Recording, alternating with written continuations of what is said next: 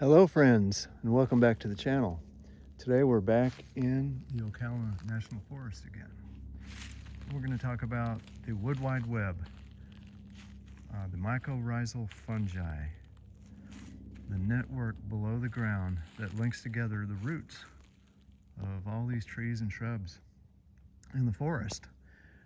And this network now it's been like a major new frontier of science, I guess you could say, within about the last 15 years or so, where scientists are showing just amazing things that the mycorrhizal fungal network, what it does. And basically, the network gets nutrients for the plants, and that means phosphorus, potassium, nitrogen, iron, calcium, magnesium, all the various nutrients that plants need. And they actually find those nutrients for the plants and they bring them to the plant at the root. They swap them, they give them to the plant. The plant in return gives the fungi sugars, carbohydrates you could call them. So photosynthesis occurring at the leaf surface produces these sugars.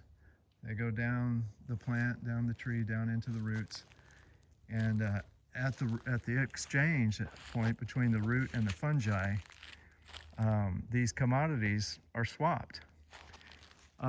Research is also showing that it's not just nutrients.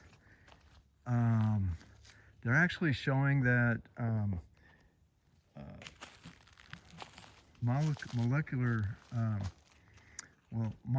that are important for immune response. In other words, hormones produced by the plants. The fungal network is even carrying these hormones along the network, and somehow they decide which plants to give both these nutrients and the hormones. And not only that, in addition to all of that, there's even water transport occurring. So this underground Wood Wide Web is really fascinating, really amazing. There are a lot of scientists now that are studying it and discovering more and more amazing facts about it. It's clear now, it turns out that it's much more important than anybody ever thought before for the health of the plants. Tilling absolutely decimates these networks. Digging, just grabbing weeds and ripping them out of the ground, roots and all of these things tend to destroy the mycorrhizal network. And it's the revelation of this that has led to the no-till movement now in gardening and farming and agriculture. So that's just a sort of a brief overview. The fungi allow the plant's roots to be much more effective than just the root alone. In other words, the fungi bring the vast majority of all the nutrients to the plant, not the nutrients that the plant's roots get directly out of the soil, which is a tiny, small minority in most cases. Now, historically in agricultural practices, monocrop agriculture, they tilled. And once you destroy that network, that's why they figured out they had to start feeding chemical fertilizers, phosphorus and nitrogen, potassium, NPK. And they had to, because the vast majority of the nutrients were no longer coming to the roots of the plants because the fungal network was destroyed. So they just overloaded the system with these chemical fertilizers so that what small percentage that the roots could actually get directly, they had enough available in their immediate vicinity, to get what they needed and grow the plant. Like I said, many farmers now are recognizing this. and they're backing away from the tilling. They're doing no-till farming, and that's so that you don't destroy the integrity of the fungal network, the wood wide web.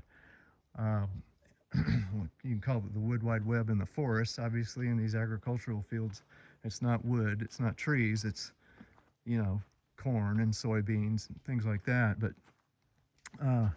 in the forest, it's called the wood wide web, and it's the same thing. It's a mycorrhizal fungal network. Um, so, why is this important? Why are we getting into the technical details of all this? Well, it turns out it's very important if you want to grow a food forest in your backyard. There are two basic types of mycorrhizal fungal networks, and then there are other uh, less, uh, other types that are not the most widespread type, but there are many other types besides the main two. And then there's the other class of fungi, which are not mycorrhizal fungi, but just they're called saprophytic fungi. And that's just the fungi that eat away at dead wood and dead plant material. So these are the four main classes of fungi we need to be aware of for our backyard food forest. Is the two types of mycorrhizal, a third type of sort of a specialized mycorrhizal, which I'll get into in a sec, and then the other type, the saprophytic fungi. So let's get into the two types of mycorrhizal.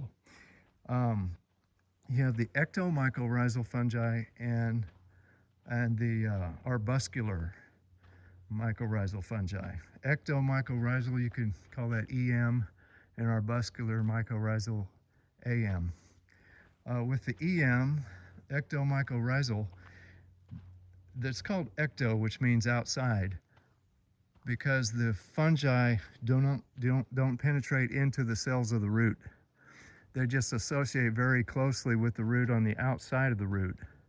And it's in that very close proximity to each other that they exchange these commodities that they exchange.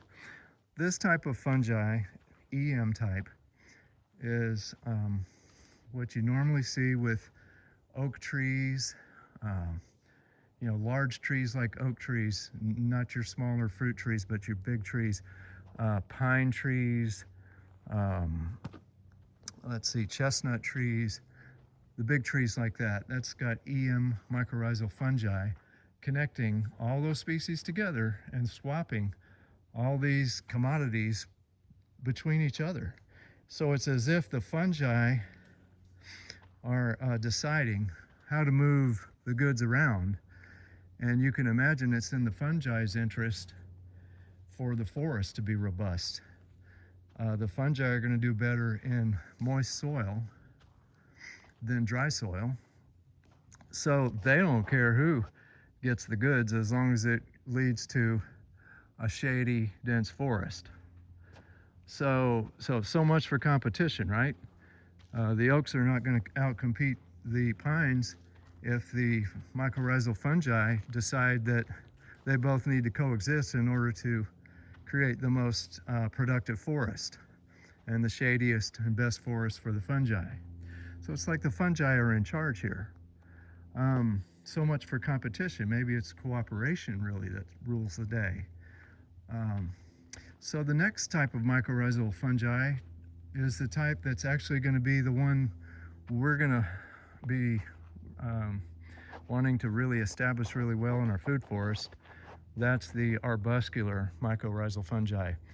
This fungi actually penetrates into the cells of the roots and these are going to be mostly fruit trees that are in this category. And these woods today, where I'm at here in the Ocala National Forest, the arbuscular wood, for example, are going to be associated with this American beautyberry and other berry-producing plants. There's a lot of hollies in here that would be associated with those as well, and saltbush and Yaupon holly and all of the sort of smaller berry-producing and fruit-producing trees. That's the AM type. That network exists underground, connecting the roots of all those trees right alongside the other network, the EM type, that's connecting these oak trees with the pine trees and some of the other big trees. So then that's the two mycorrhizal fungi. Then you've got the saprophytic fungi. We'll get into the other little mycorrhizal in a second. So all of this is made possible first by the saprophytic fungi. If you've ever grown your own mushrooms with one of those grow kits, those are all saprophytic fungi. Mycorrhizal fungi can only live with a living plant root. They need those sugar exudates coming out of that root in order to live.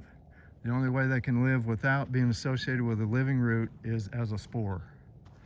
And the ectomycorrhizal fungi spores are just blown by the wind. So they're everywhere. You don't have to worry about inoculating. They just show up on the wind. The arbuscular mycorrhizal,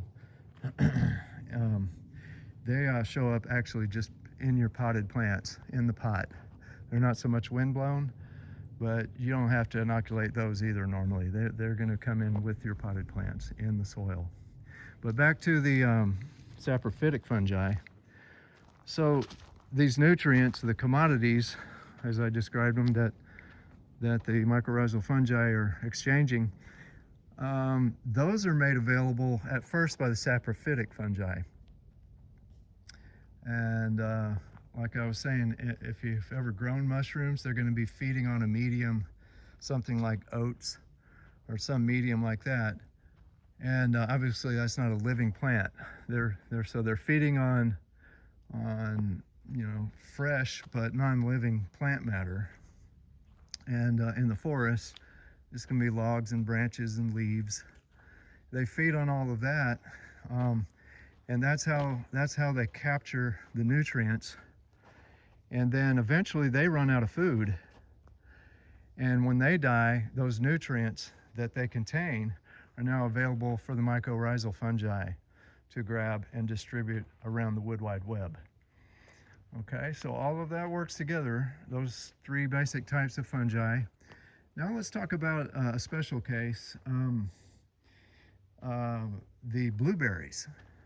Blueberries have evolved to sort of have their own little set of mycorrhizal fungi that just works for them. So they don't share with other species, but they do still associate with fungi. And blueberries are well known to live in highly acidic environment, and that's part of what they do, associating with their own special type of mycorrhizal fungi. They basically create their own environment, which is highly acidic, which is what they like.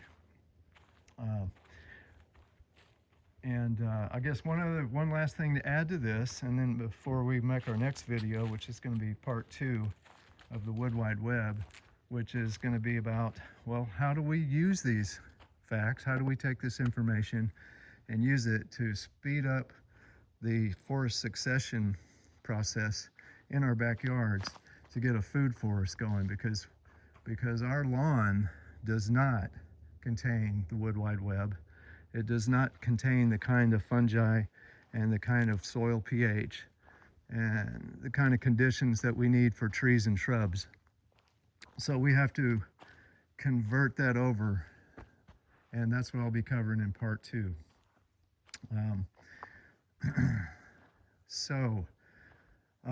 thought I was gonna catch one more thing in this, but I guess I can't think of it. So I guess that's going to be about it.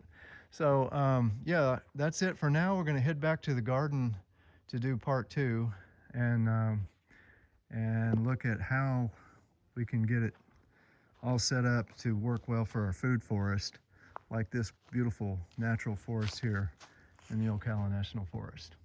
All right, that's it for now, everybody. Happy gardening, y'all.